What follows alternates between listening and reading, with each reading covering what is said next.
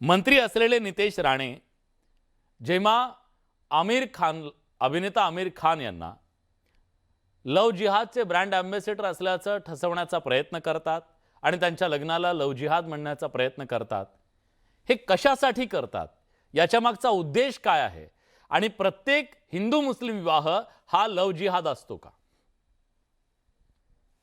मी नितेश राणे यांचे जे काही वक्तव्य आहे त्याला मी पहिलं प्रथम माझा समर्थन देतो। बर, कारण ब्रँड अँबॅसिडर यांच्या मागे यांना मानणारा वर्ग हा भरपूर असतो। त्यांच्या वागण्याचा आणि त्यांना मानणाऱ्या वर्गावर फार फरक पडतो।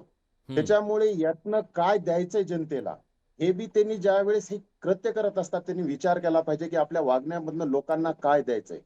त्यांचं हे तिसरं लग्न करणं हे लव जिहादच आहे।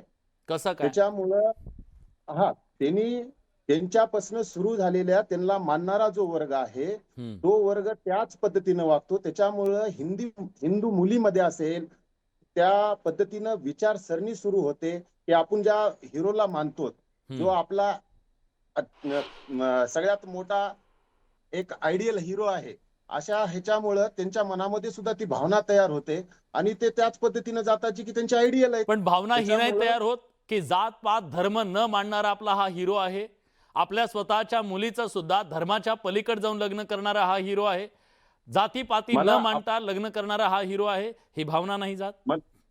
ठीक आहे, मला यातून एक प्रश्न असा विचारायचा आहे की मग तिन्ही लग्न तिने हिंदू मुलीशी का केलं? एखादी त्यांच्याही समाजाच्या मुलीशी त्यांनी लग्न करायला पाहिजे होता तर आपण मानलं असतं की ते त्या जातीपातीच्या पलीकडचा विचार करतात म्हणून त्यांच्यामुळे ह्या एक पण हे लॉजिक नाही होऊ शकणार ना, हे लॉजिक नाही होऊ शकत ना। असं त्यांना आपण लग्न जेव्हा करतो तेव्हा दोघांचा तो वैयक्तिक निर्णय असतो।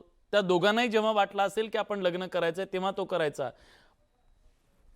मग योग्य निर्णय असता तर पहिल्याच लग्नावर त्यांनी स्थायी राहिले असते, दुसरं लग्न केले नसते, दुसऱ्या लग्न जर योग्य असतं तर तिसरं केले नसते। म्हणजे हे कुठलं तरी एक षडयंत्र आहे, याच पद्धतीने चालू राहणार आहे। आणि जर दोघांच्या मनाचा विचार असता एकमेकासोबत नांदायचा एकमेकासोबत राहायचा तर ही घटस्फोट होऊन दुसरं लग्न तिसरं लग्न झालं नसतं। त्याच्यामुळे हा जो प्रकार आहे त्या प्रकारामुळे सामान्य माणसांच्या मनावर कुठल्या पद्धतीनं काम केल्या जाईल, त्यांच्या मनावर काय बिंबवल्या जाईल याचा विचार करणं अत्यंत गरजेचं आहे।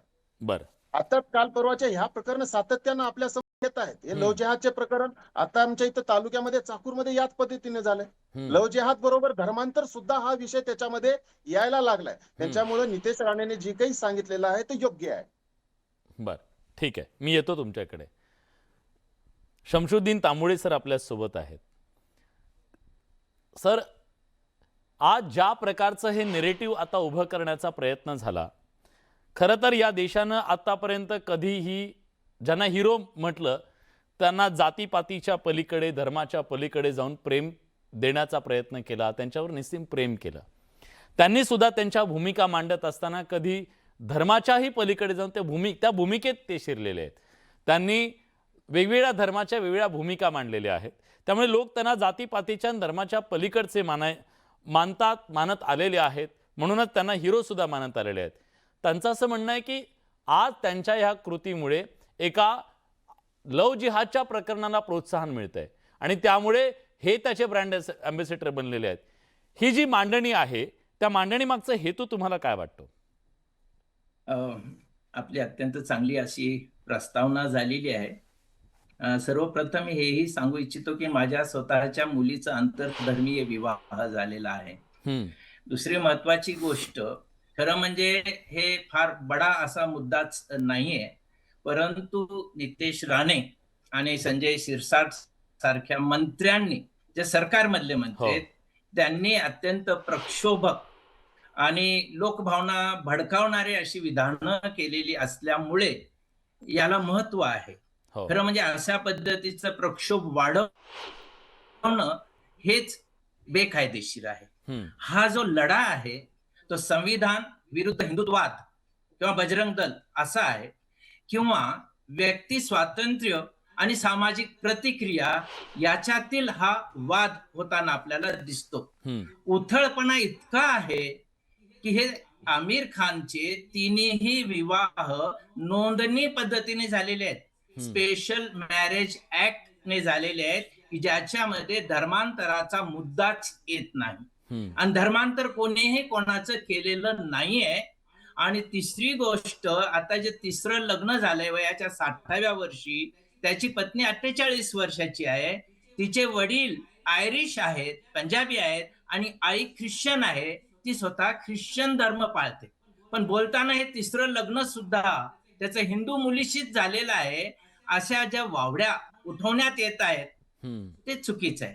अर्थात आमिर खान सारखी जी माणसं आहेत, लोकांच्यावरती प्रभाव असतो, यांनी व्यक्तिगत जीवनातही काही पथ्य पाळणं, नैतिकता पाळणं हे आवश्यक असतं, पण ते कायदेशीर त्यांच्यावरती बंधनकारक नसतं. जसं त्यांनी आपल्या मुलांची जी नावं ठेवलेली आहेत, तैमूर ठेवलंय, अफरोज ठेवलंय, सलमान ठेवलंय, त्यांनी आपल्या मुलांची नावं सुद्धा जरा सर्वसमावेशक पद्धतीने ठेवली असती तर अधिक चांगलं झालं असतं. पण आमिर खान हे लव्ह जिहाद करतोय आणि त्याचा तो अँबॅसिडर झालेला आहे. अशा प्रकारची मांडणी करणं हे तथ्यहीन आहे आणि त्याचबरोबर हा एक प्रकारचा सामाजिक गुन्हा सुद्धा आहे. म्हणून आपला समाज जणू काही विवेक हरवत चाललेला आहे की काय असं वाटायला लागलेलं आहे. कारण सहजीवन हा यातला प्रामुख्याने मुद्दा आहे, आनंद घेणं हा याच्या मागचा मुद्दा आहे आणि संविधानाने तो अधिकार 21व्या कलमाप्रमाणे दिलेला आहे. आपल्याकडे अशी अनेक उदाहरणं आहेत की जे वयाच्या 90व्या वर्षी आणि 80व्या वर्षी सुद्धा विवाह केलेले आहेत आणि हे प्रत्येक विवाह हा त्यांचा काही सेक्ससाठी नसतो, लैंगिकतेसाठी नसतो, त्यांचं सहजीवनातील आनंदाचे हे जे आहेत वेगवेगळ्या प्रकारचे असतात. तेव्हा त्याचा हा खाजगी मुद्दा आहे. लव्ह जिहाद म्हणजे काय? लव्ह जिहाद ही संकल्पनाच अशा पद्धतीची आहे. हे खरोखरच लव्ह जिहाद आहे, धर्मांतर विरोधी कायद्याअंतर्गत येतंय किंवा काहीतरी चुकीचं केलंय तर गुन्हा त्याच्यावरती लादण्यात येऊ शकला असता. पण पॉप्युलर सेंटेन्सेस करायचे, लोकांना भडकवायचं आणि असंतोष निर्माण करायचा, हे अत्यंत दुर्दैवी आहे आणि असं होऊ नये असं मला वाटतं. अतिशय महत्त्वाचा मुद्दा तुम्ही मांडला. म्हणूनच खरं तर मी सुरुवातीला ही गोष्ट सांगायला विसरलो, जे तुम्ही सांगितलीत, की जेव्हा राजकीय नेते अशा प्रकारचे वक्तव्य करत असतात त्यामुळे त्याच्या मागे एक राजकीय इप्सित त्यांचं असतं. अशा वक्तव्यांच्या नंतर समाजामध्ये तेढ निर्माण होण्याची भीती असते आणि